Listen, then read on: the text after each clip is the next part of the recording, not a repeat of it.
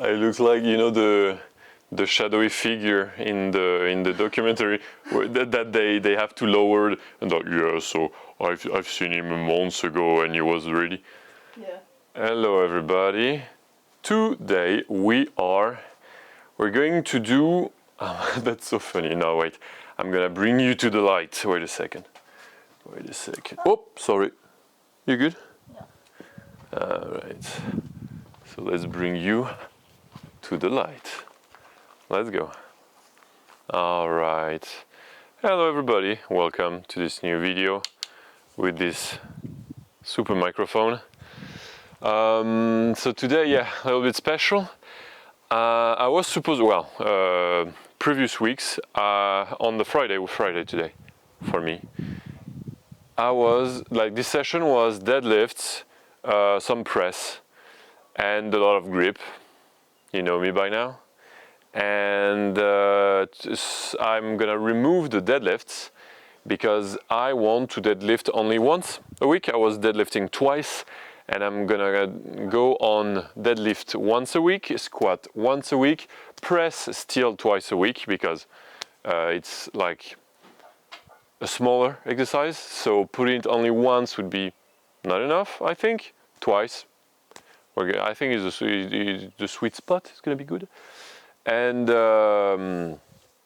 yeah, we're jumping off the train of the high frequency bros because nowadays on the social medias and a little bit everywhere, everybody's praising the high frequency, you know, in the bodybuilding, in the strength, like powerlifting, strongman not so much, but overall they're all about frequency. You need to squat every day. You need to do the muscles 4 to 5 times a week. And well, let's call it that way. I think, you know, what we're gonna call the prophecy. It's like the prophecy, but for the bro. Well, the prophecy is telling us that that's not the way. The way is low frequency, low cortisol, and intensity high as fuck. Well, it's a mix.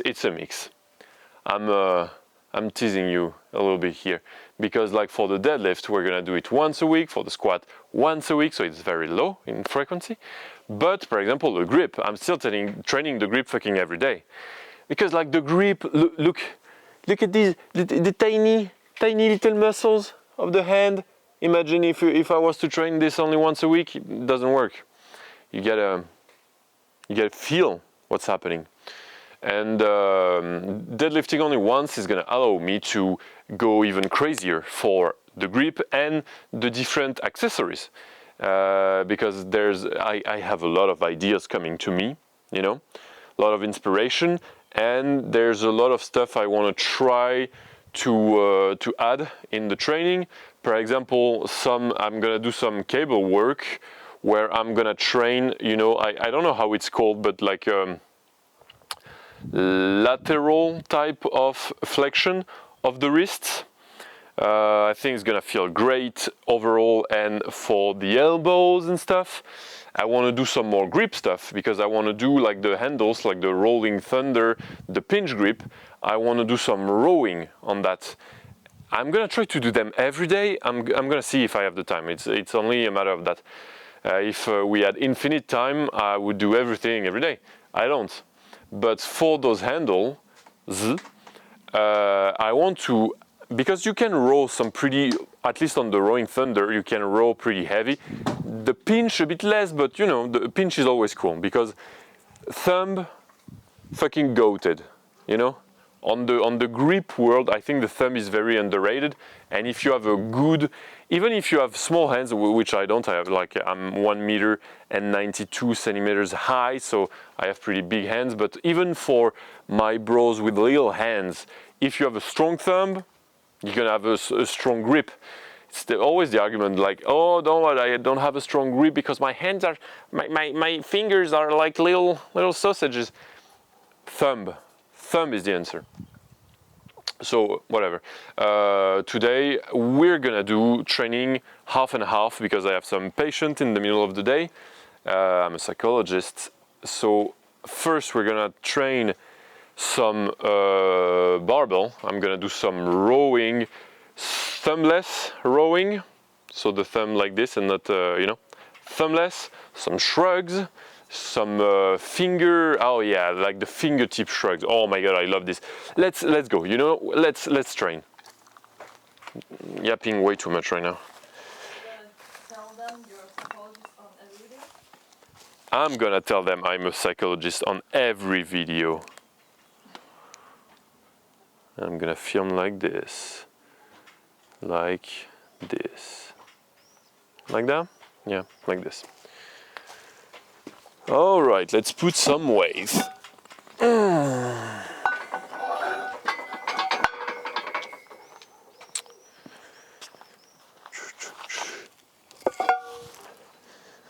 Oh yeah, because I really think like the fingertip type of exercise and the thumbless are golden. I want to do more of them. So here, like, yeah, we can see me. When you're doing the thumbless, be careful not to do a cupping, because usually people they're putting the thumb on the other side, but they're still using the thumb. We're trying not to use the thumb. So I guess I'm gonna try to extend. Perfect. That's the way to go. All right.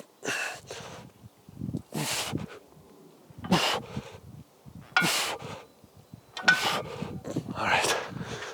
That's the way to go. If you want to do thumbless, strictly thumbless, you gotta extend your thumb. So it's not gonna come and help on the other side. Extend the thumb. I'm gonna see if I can still do it properly with heavy weight. Should be all right though. All right, my boy. All right, yeah. So actually, with the real thumbless technique, it's harder. Because last week I started to do them last week, and last week I was doing more of a cupping technique, so using the thumb on the other side, And here, if you extend the thumb, you're really just using your wrists and your fingers, and that's the best, and that's how it's supposed to be done, especially on my programs that you can find on my website, parlaforce.com. And I'm gonna show you. So extend the thumb because you really don't want to use them. It's the strictly thumbless, and you're gonna row.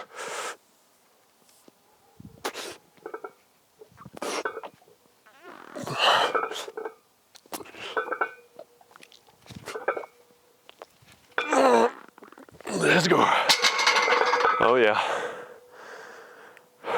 All right, and now we're gonna do the absolute banger of the fingertip shrugs.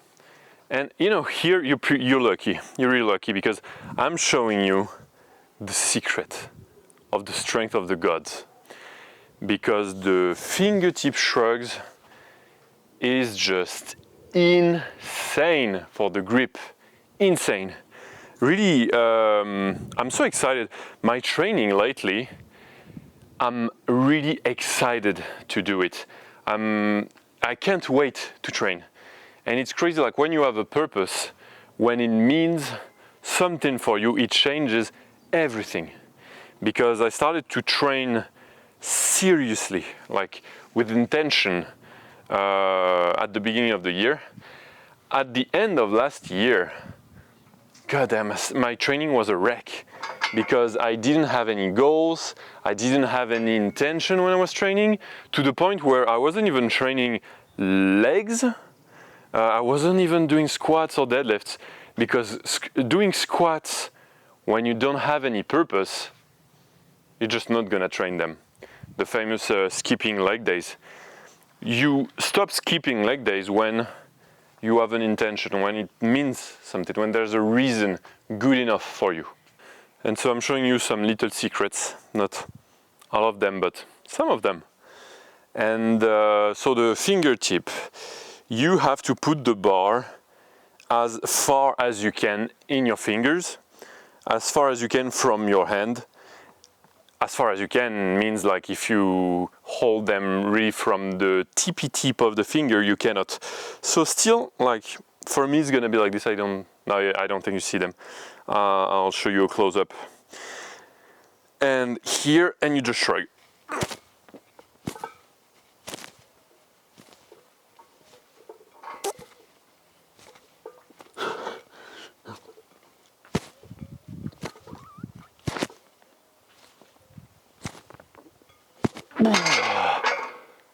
Insane.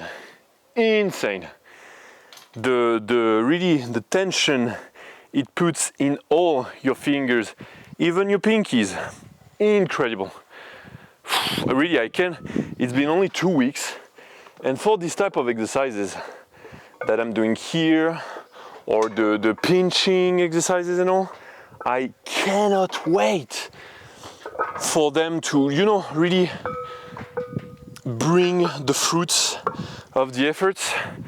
Like when I'm gonna trade them all the fucking time, and in weeks, in months, I can't even imagine in years the impact of such training on the performances, on the grip, on the overall strength.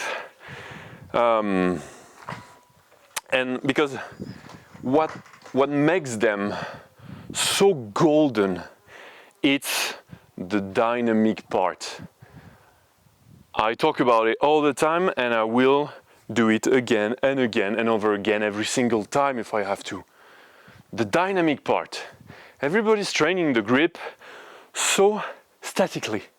Like just, they're gripping this, max hold for 20, 30 seconds, and they put it down. No, it needs to be dynamic. It needs to move. It needs to be like fingertip, thumbless, full hand. If you just train, like that's crazy. Do you, again, if you think you're gonna have a strong back, if you just hold the position like this, sure, with maximum wave. Imagine you just wave yourself. Do you think you're gonna get a strong back just by stretching like this? It's the same for the hands. Anyway, I'm gonna finish this part of the training. I got some more stuff to do. Then I'm gonna have my patients, and we're gonna do the second part of the training, where I want to talk to you about something. I want to talk to you about the coaches that aren't doing their job, which is every goddamn coaches. I've never met one single coach who was doing the job that they're supposed to do. But we're gonna talk about this later. All right, so just like that, we're back. For you, it's just a second. For me, it's multiple lifetime. Isn't it crazy? It's the magic of the cinema. And yeah, so I said I was gonna talk about the coaches, about the fact that they don't do their job, that I've never seen two pretty best friends, no, that I've never seen a coach doing the job they're supposed to do. And I'm not gonna have the time today because it's a pretty big topic. Because I want to tell you about some pretty private stuff. I'm gonna tell you about my own history, about some calm down, doggy, calm down. About some tea with my former powerlifting team. So yeah, we're gonna see this next time, where hopefully I'm gonna have more time to talk about it. Right now, we're gonna do some close grip bench press, and when I say close grip, I mean a true close grip, not the fucking closer grip where you just bring your hands a little bit in. Nah, the close grip is as close as possible. In a way, the close grip is meant to be the biggest range of motion you can do. So if your arms aren't straight and they're like going a bit on the side, it means that it's not a close grip. The most benefits you can take out of the close grip is to do a real close grip. So let's go. 110, 105 kg today. We're, second week that we're putting it back in the training. So let's see how it feels. Let's go. Doggy. Oh, stop. Jesus, there's a bee and my dog is going crazy because she wanna do a little Go away, dog. All right, let's go.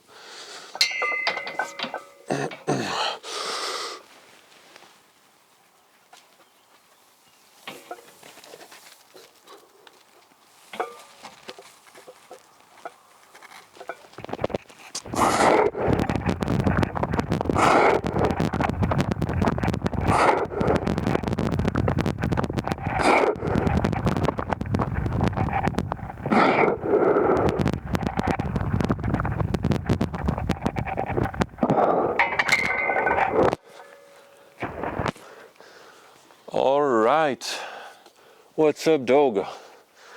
So, it's all right, it's all right. Well, what's my PR on this? I think my PR is probably 130 for 6 or something like this. But I was 20 kilos heavier than now. So we're gonna get it back up, don't worry about it. Oh, and also huge. I always thought that I needed wrist wraps because when you come from the powerlifting, you think that wrist wraps is mandatory. You don't even question it. And since I started to train the grip and the wrist, I don't need the wrist wraps anymore. And that's crazy because it's a huge thing when you think about it. If you need, stop dog, if you need the wrist wraps on a press, it means that your wrists are weak. And if there's a part of the body that you're using for the movement that is weak, it's a weak link in a way. So even a small link, weakest link, yeah, a small link as the wrist on the press, it's still, excuse me, I cannot focus because my dog is trying to fight the bee. Stop. Like on a press, if you have weak elbows, weak shoulders, it's gonna bother you. And for the wrist, it's pretty much the same.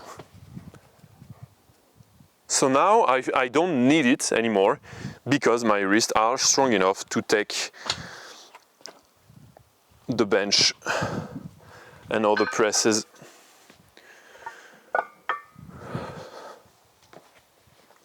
So there you go. I think that's the video for today. I'm not done. I have quite some stuff to do. And well, maybe I'll show you some. Actually no, because I have some stuff that I want to test out. And I'll see you next time, and hopefully next time we're gonna talk about the coach, about my former powerlifting team, about this type of stuff. I say see you, and next time, bye bye.